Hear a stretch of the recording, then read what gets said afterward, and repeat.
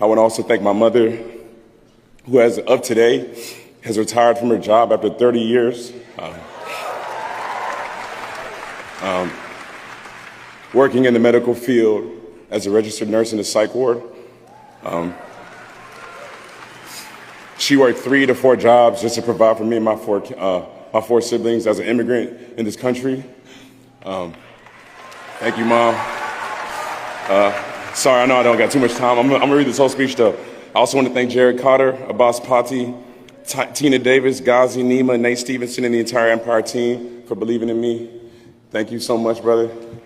And everybody else, Sean Cook, Devin Sastry, Josh Klein, and TKG, my lawyer, Bob Celeste, and everybody that's a part of this, Harvey Mason, thank you so much.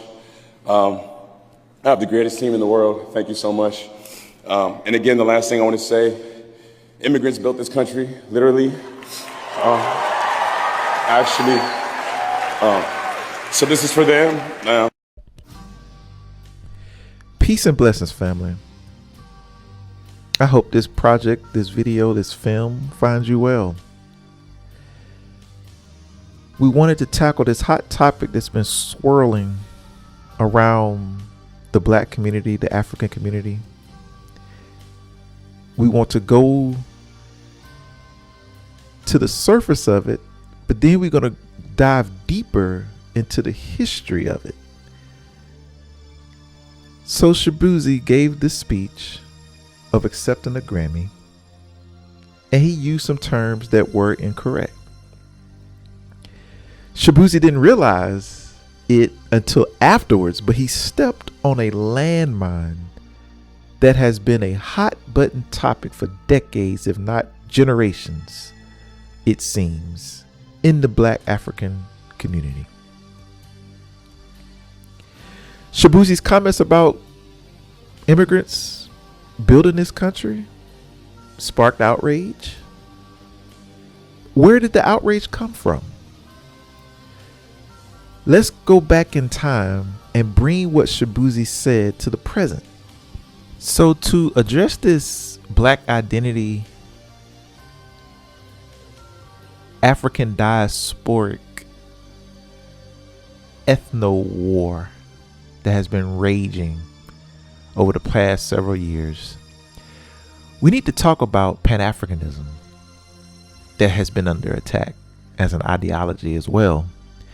And I want to give a Pan-African timeline, very brief, just covering highlights about global African unity examples of how Black people in the continent, in the Americas, and in the Caribbean have worked together to achieve our goals.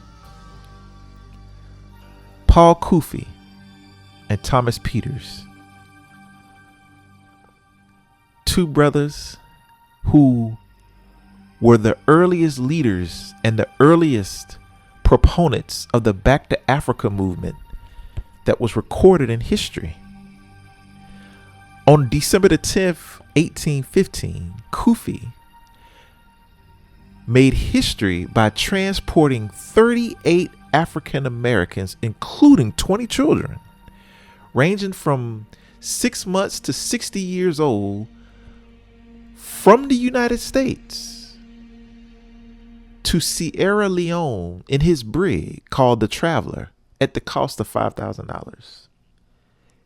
He basically was one of the founding fathers of Sierra Leone by expatriating 40 Black people who came over here from slavery by going to, Sierra Leone. The Back to Africa movements during the American Colonization Society that was pushing for Black people to either go to Liberia, to go to Haiti, or to go to Guyana, British Guyana. Some of the leaders around this time was the great Martin Delany and Robert, two brothers who believed in Pan-Africanism, even though it wasn't a term at the time. They went to Africa, made peace treaties, talked about the positivity of the continent and how we could work together on a global African or a global united front. Okay? That's black Americans working with continental Africans. The Haitian Revolution, that literally gave inspiration to the slave revolts that were happening in the United States. Examples: Denmark Vesey and the Great Nat Turner. When the Haitians freed themselves, these Caribbean brothers, these African brothers, these Africans in the Caribbean, when they freed themselves of French, Spanish, and British rule, in their constitution, they offer a place of refuge for their black brothers and sisters all around the world. As a matter of fact, in their constitution, it states that anyone of African blood is a Haitian citizen, regardless of where they are born. Then we fast forward to the Marcus Garvey movement, the Universal Negro Improvement Association from a Jamaican immigrant, an African from Jamaica, that united black Americans and the diaspora and inspired soon-to-be African revolutionary leaders to fight colonialism. Marcus Garvey, widely considered coming to America and creating the largest mass movement, the first largest mass movement that black Americans have ever seen. And even then, Marcus Garvey was dealing with these diasporic wars. But that didn't stop his greatness and what he succeeded. Arturo Alfonso Schomburg, who is an Afro-Latino from Puerto Rico,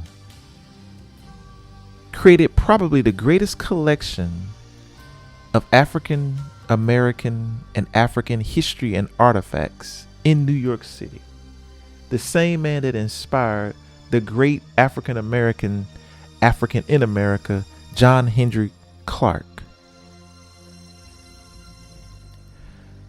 Kwame Nkrumah, Haile Selassie, Julius Nyerere,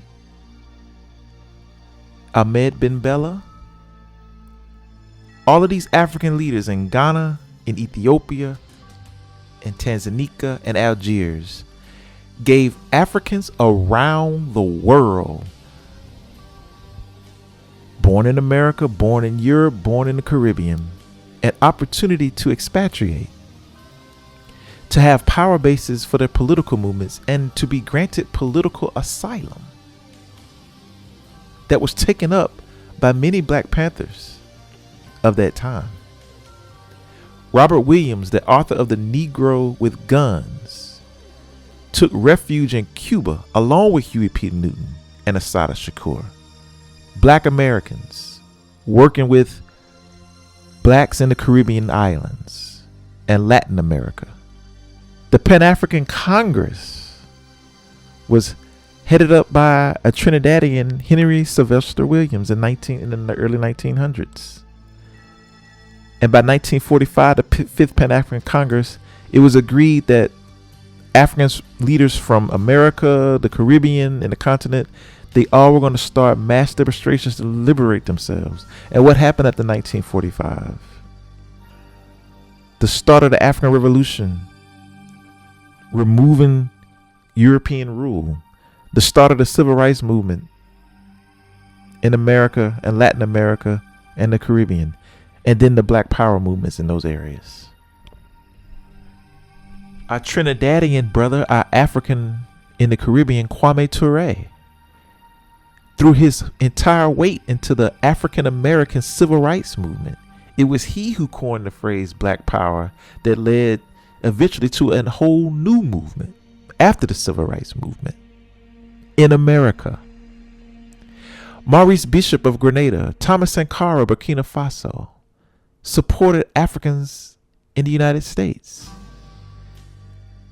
There were Pan-African organizations after Malcolm X's Organization of Afro-American Unity, like the Republic of New Africa, the Congress of African People, African Liberation Support Committee, the Pan-African Skills Project, and I can go on and on and on, of the diasporic unity that has helped liberate us from oppression. The South African apartheid movement was supported by Africans everywhere, all over the world. It didn't matter if you were Trinidad or Jamaican or African American.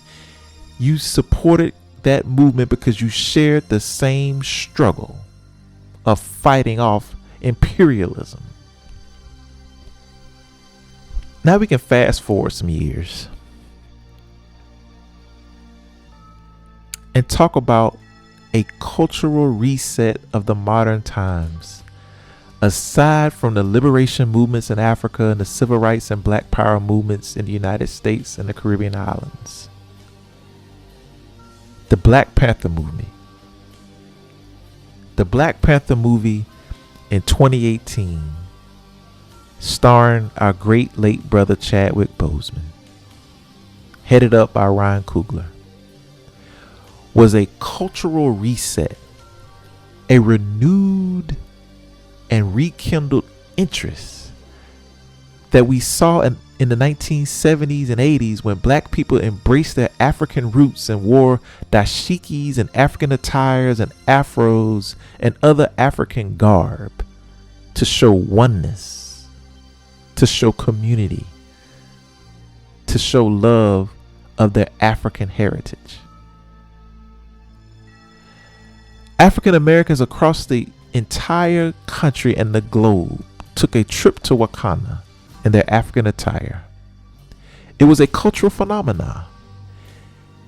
It was a cultural celebration of the Afro-futuristic aesthetic and celebration of black heritage. It was a solidarity in fashion. And the context of expression was also a political statement, celebrating blackness and pride in a positive portrayal of Africa, and not to mention the social media impact and the global phenomenon that it was. Ruth Carter was praised for creating a Pan-African look that inspired the global community. And what happened after this renewed interest and positive portrayals of Africa? This group called ADOS, American Descendants of Slaves, which was formed in 2016, but really didn't take flight until after their first conference in 2019. Following the heels of the Black Panther, let's say cultural movement that fostered Pan-African unity. This group was led by Yvette Carnell. The group's first national conference was held in October 2019 at Simmons College in Louisville, Kentucky. It attracted more than 1,000 attendees, and the guest speakers was Marianne Williamson and Cornel West. Congressman John Yarmouth attended the session as well. In 2019, ADOS activists who believe also in delineation and only focusing on, black American issues, challenged Kamala Harris' authenticity as a black woman, asserting that she's not an African American, saying that her father is Jamaican American.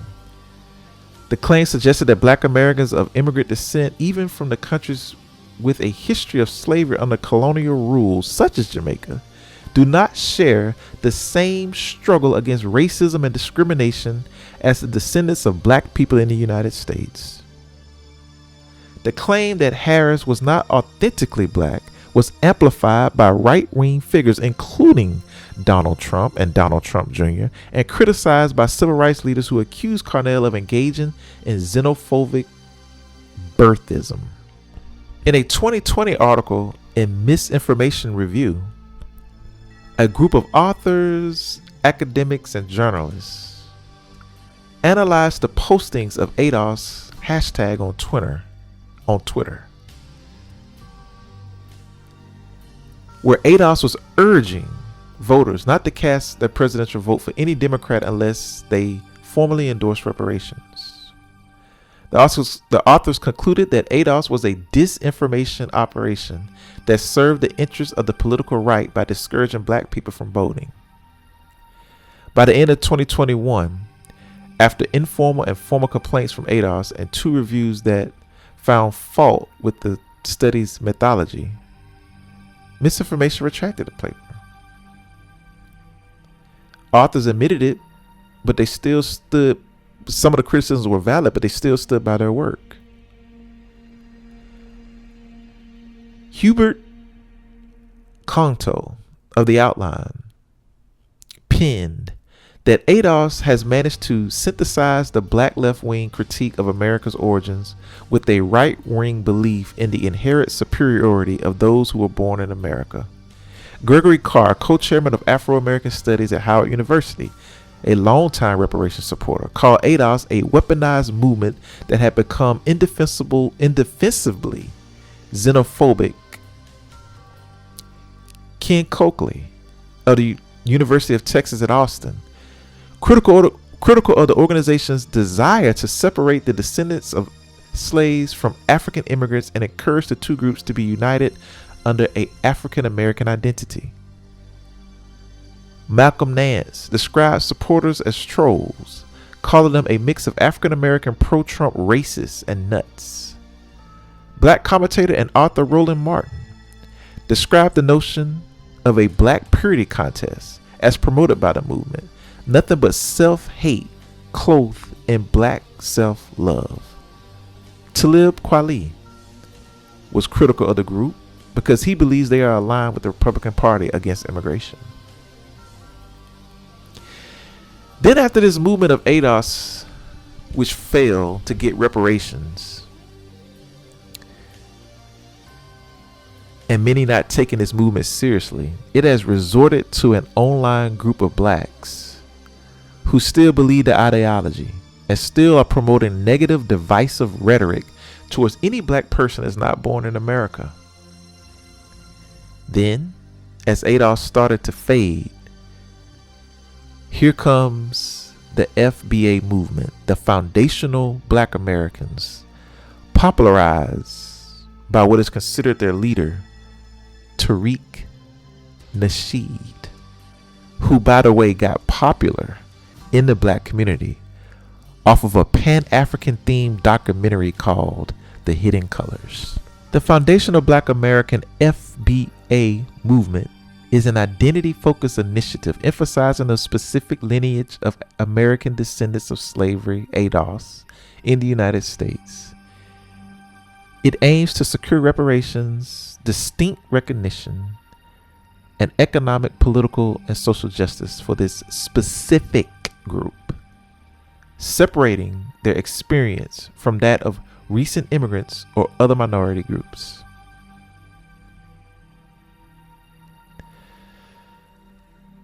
This group claims they were here before slavery, and they seem to shy away from their African roots.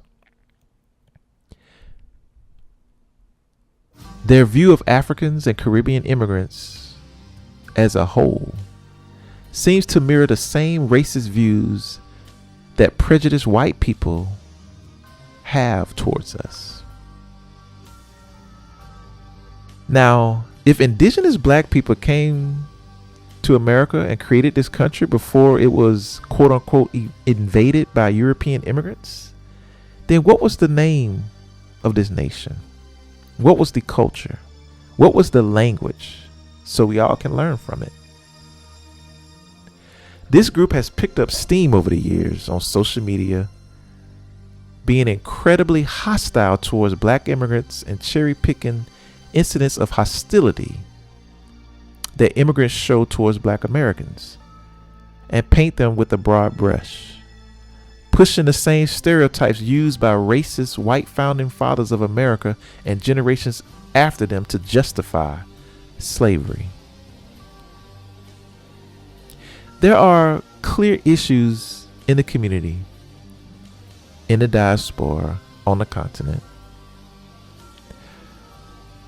But these FBA and ADOS groups are gaslighting this and are failing and falling to the same divide and conquer traps that was used to subject us to slavery and colonize Africa, the Caribbean, and Latin America.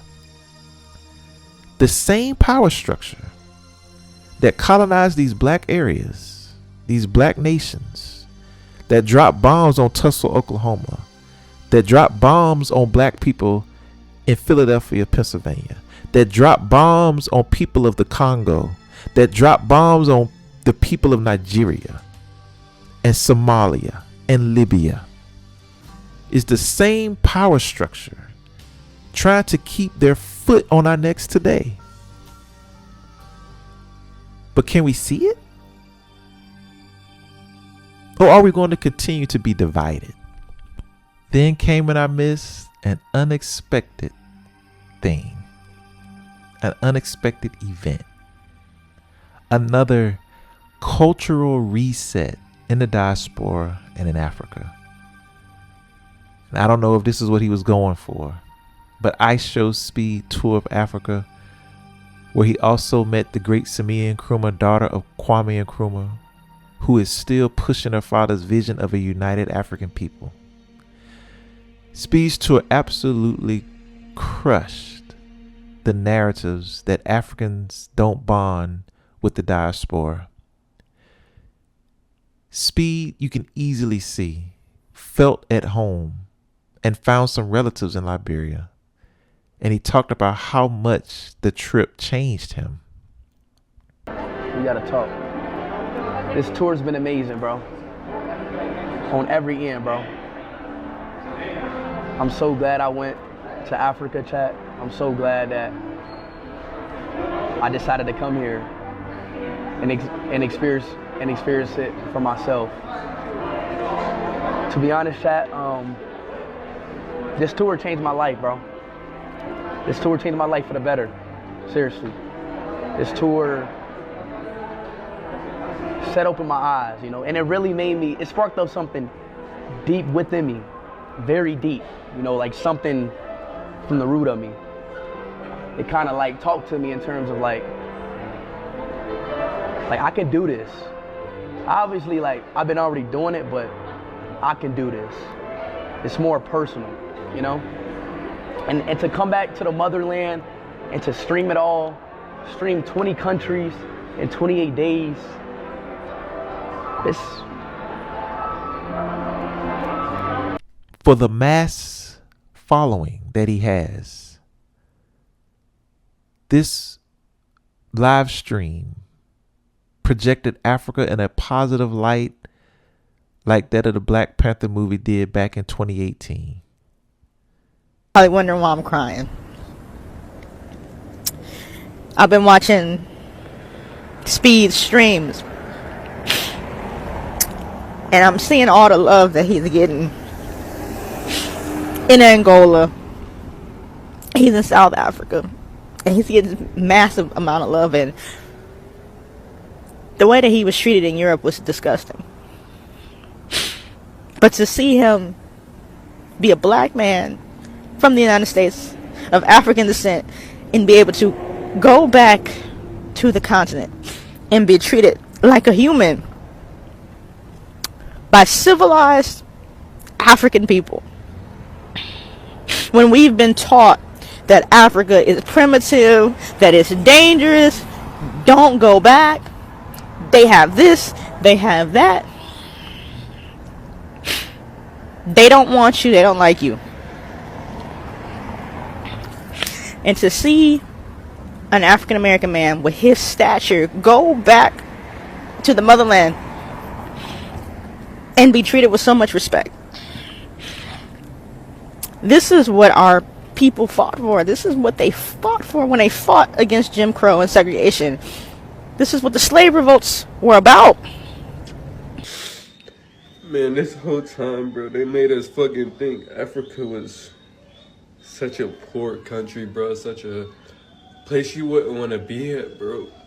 And Speed is single-handedly changing my perspective on life. Like, the music in Africa the culture, everything, every single aspect of Africa just makes my insides feel so good, bro. And it makes me just want to leave America. Bro, I feel like America is the trap. America is the trap. The American dream is the trap. Everybody else is free, but not free from America. America's the problem, bro. America's the fucking problem. And I'm ready to get the fuck out of here. Like, Speed, thank you, bro. I know he probably didn't go there to make this a political or cultural moment, but that is what it came to be in a very positive way. He did what decades of study and documentaries and videos and books have slowly been climbing up the ladder to do. He did it in 28 days in 20 African countries. I say all that to say this. Black people who have a limited view when it comes to our global history really miss out on all of the historical context and philosophy that Africans and Caribbean leaders and movements have to offer in terms of learning from and getting inspired by, and who their favorite leaders worked with. I believe in Pan-Africanism that has stood the test of time. This is not me trying to convert anyone, but trying to educate on what is true and what is a lie, what is gaslit, what is over-exaggerated. It's our job, as Dr. Kwame Nkrumah told us, to expose it and attack it. Africans in America, in Africa, in the Caribbean, in Europe, have a shared experience, culture, and struggle against a common enemy. That common enemy is Western imperialism, the racist white power structure, the racist European power structure, which is nothing but spiritual wickedness in high places. Our enemies laugh at us in these petty diasporic ethnic wars, which leads me to the current topic we need to examine after this history lesson of why the diaspora can be foolish at times on these matters. As John Henry Clark and Kwame Ture told us, we came on the same boat. Some of the boats dropped us off in South America, Latin America, and the Caribbean, and some dropped us off in America. But we come from the same family stock. Now let's talk Shaboozey. He was born and raised in Virginia, in the Washington metropolitan area. His parents immigrated from Nigeria. They are Igbo Nigerians. His father was a farmer in Nigeria who attended college in Texas. Shaboozey got into music around 2014, and his music combines hip hop, country, rock, and Americana. In January of 2024, after a member of Beyonce's team heard Shaboozey's then unreleased a bar song, Tipsy, Shaboozey was going to ask to sing on 2 songs. He was asked to sing on 2 songs with Beyonce, which greatly increased his popularity. He just recently won a Grammy for his 2025 collaboration with Jelly Roll on the song Amen, which won the Grammy Award Best Country Duo Group Performance. Now let's go back to his speech. From the public backlash from largely FBA and ADOS supporters and followers, he said this on Twitter.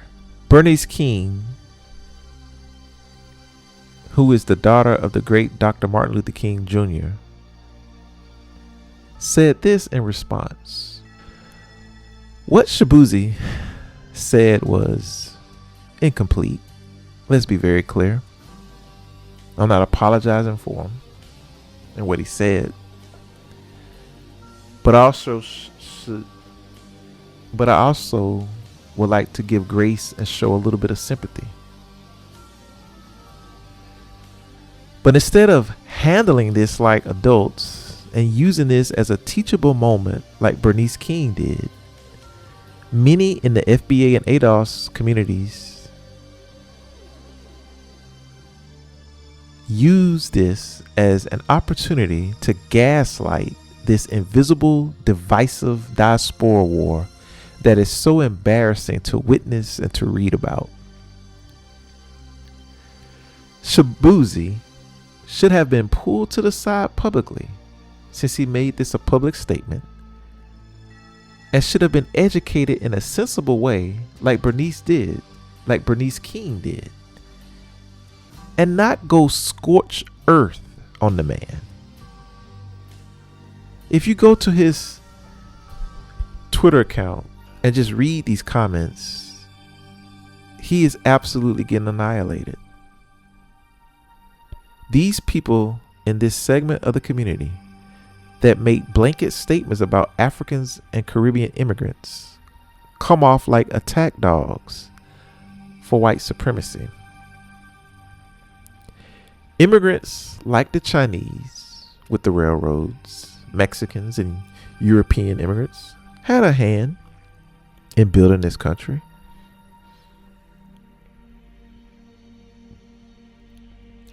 But history is replete with evidence that this country was primarily built off of the backs of enslaved Africans that clothed and fed the entire world for free for over 300 years. And we should include the sharecropping and the Jim Crow segregation law era that disenfranchised blacks in America. Shaboozey, if you pay attention, was following the same theme that other races of people that were artists that were winning Grammys were saying when they got to the podium to accept their award, uplifting the immigrant community and speaking out against ICE. Shaboozey should have been given grace. I've seen several members of the black community, largely Pan-African, gave him grace, but also was teaching a lesson to him in a very adult-like fashion. If the mistake is innocent, allow room for him to grow and to learn. Going scorched earth, demonizing and condemning furthers the divisions and doesn't solve the problem. Now, if he was a repeat offender, that's one thing. But we should give grace and teach. Earlier, I gave so many positive examples of global African struggle that binds us together. That was huge reasons why we achieved what we achieved and how we survived. As Dr. William Sells said in his book that he authored called From Civil Rights to Black Liberation, he mentions Malcolm X's hemispheric concept of Afro-Americans is threatened by the concept of identity of African Americans of a more narrow and ethnically sectarian notions of who is an indigenous African American. Our political perceptions must continue to embrace immigrants from the Caribbean and other African diaspora as allies. We must uphold Malcolm's perception of this basic solidarity of all African people. And as Malcolm once said, we need more light and understanding about each other for us to progress forward.